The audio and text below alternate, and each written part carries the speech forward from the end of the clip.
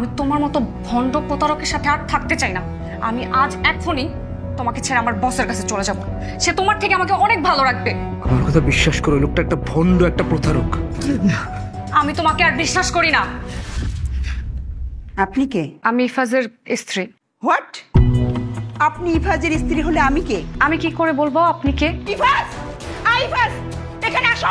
কে এই মহিলা? কি বলছো? ইফাজ, তুমি এই মহিলাকে ক্লিয়ার করো। আমি তোমার কি হই একে বলো।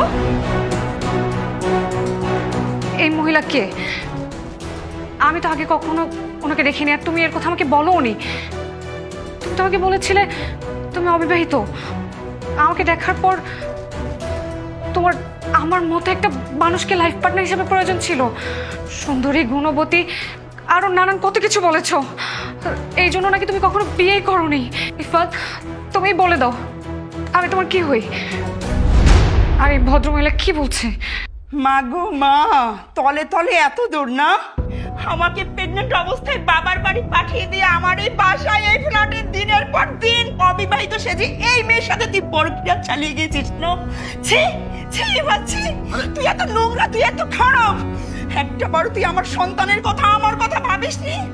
আরে বাবা, আমি তো এই মহিলাকে চিনি না। এই এই মহিলা, আপনি কে? আমার বাসায় আসছেন কেন এত রাতে? আমার সংসার ভাঙার জন্য? হ্যাঁ, যান আমার বাসা থেকে বেরিয়ে যান। আমি আপনাকে চিনি না। কি ইফাজ, তুমি আমাকে চেনো না? জি না, আমি আপনাকে চিনি না। যান, আপনি আমার বাড়ি থেকে বেরিয়ে যান। এত রাতে আসছে আমার সংসার ভাঙতে। শোনো বন্ধু, বিশ্বাস করো, এটা একটা নষ্টা মহিলা। তুমি তো আমার সুন্দর শোনাবো, তুমি বুঝতে পারতেছো না। আমি তোমার অনেক ভালোবাসি, বিশ্বাস করো।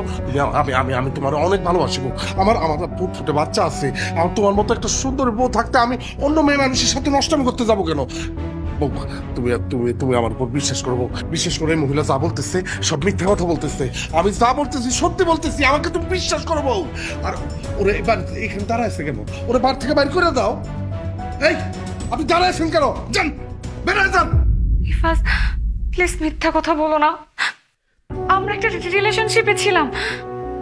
তোমাকে ভালোবেসে আমি আমার ফ্রেস্তার মতো হাজবেন্ডকে ছেড়ে চলে এসেছি। এটা আমি কি করেছি? দেখো ইফাজ, আমি বুঝতেছি না। আমি বুঝতেছি না কি হচ্ছে। তুমি কি আমার সাথে ফান করছো?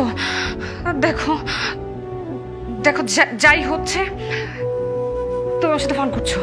প্লিজ তুমি সত্যিটা বলো, এই মহিলা কে? এই মহিলা কে? প্লিজ বলো, এই মহিলা কে?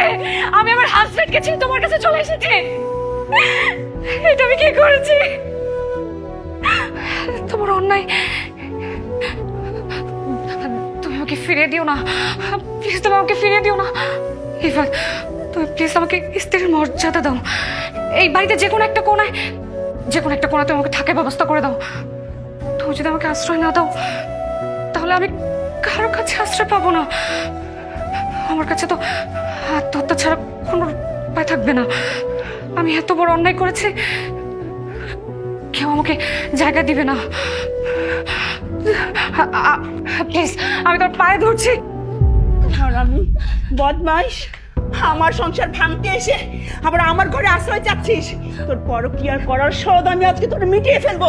তোরেও দাঁড়া। মারো, আরে মারো। আমার বাড়ি থেকে বের হ। মারো, ভালো করে মারো, হাতটা কাটিয়ে বাইর করে দাও।